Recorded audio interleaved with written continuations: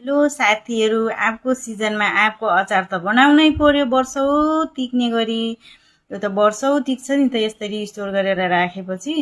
अनि मलाई चाहिँ एकदमै मनपर्छ नि त यो आँपको अचार। आँपको सिजनमा म त जसरी भए पनि बनाएर राखिहाल्छु।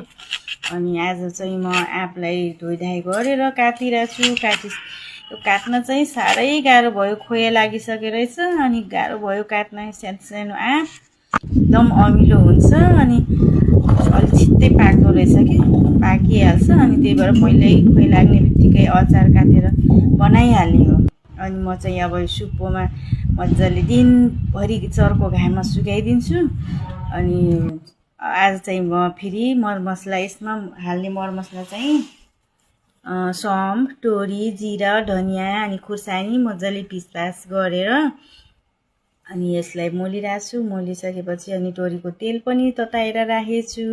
यसमा तोरीको तेल हाल्यो भने अचार छिट्टै बिग्रिन्न, वर्षौँ टिक्छ नि त। त्यही भएर चाहिँ सबै मरमसला हालेर नुन बेसारा हालेर सबै हालेर अब मिसाउँदैछु। अनि वर्षौँ टिक्छ, डब्बामा हालेर राख्छु। जति बेला खान मन लाग्यो उति बेला खाने मजा हुन्छ। आँपको सिजनमा त बनाएर राखिहाल्न पर्छ के साथीहरू। त्यही भएर मलाई मनपर्छ। मेरो बनाउने तरिका चाहिँ यस्तै हो साथीहरू। तपाईँहरू कसरी बनाउनुहुन्छ?